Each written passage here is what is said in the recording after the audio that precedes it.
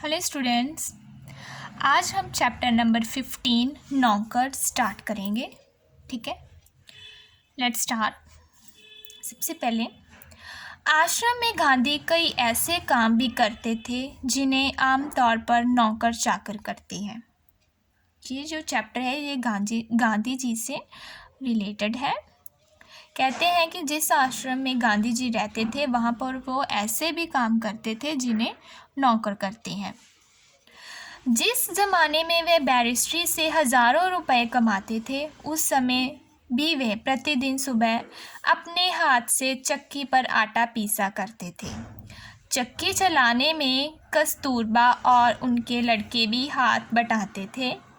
इस प्रकार घर में रोटी बनाने के लिए महीन या मोटा आटा वे खुद पीस लेते थे। कहते हैं कि जिस ज़माने में वे बैरिस्ट्री से काफ़ी पैसे कमाते थे, उसी ज़माने में उसी समय वे हर रोज़ सुबह अपने हाथ से चक्की पर आटा पीसते थे और कस्तूरबा और उसके कुछ लड़के भी उनके इस काम में हाथ बटाते थे।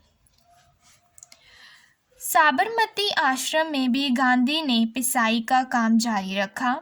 वह चक्की को ठीक करने में कभी कभी घंटों मेहनत करते थे।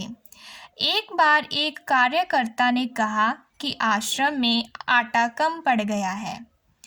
अब साबरमती आश्रम जिसमें गांधी जी रहते थे वहाँ पर भी वह पिसाई का काम ही करते थे और जब चक्की ख़राब हो जाती तो तब भी वह घंटों मेहनत करके उसे ठीक करते थे। एक बार क्या होता है कि एक कार्यकर्ता उनसे कहता है कि आश्रम में आटा कम पड़ गया है। आटा पिसवाने में हाथ बटाने के लिए गांधी फौरन उठकर खड़े हो गए। आगे है, गेहूं पीसने से पहले उसे बीनकर साफ करने पर वह जोर देते थे। कौपीनधारी इस महान व्यक्ति को अनाज बीनते देखकर उनसे मिलने वाले लोग हैरत में पड़ जाते थे। बाहरी लोगों के सामने शारीरिक मेहनत का काम करते गांधी को शर्म नहीं लगती थी। एक बार उनके पास कॉलेज के कई छात्र मिलने आए। उनको अंग्रेजी भाषा के अपने ज्ञान का बड़ा गर्व था। अब गांधी जी को कोई भी काम करने में कोई भी शर्म नहीं आती थी। और एक बार क्या होता है कि कॉलेज के कुछ छात्र बच्चे उनसे मिलने के लिए आते हैं और अपनी अंग्रेजी भाषा का उन्हें बहुत ज्ञान होता है और उस पर उन्हें बहुत गर्व भी होता है।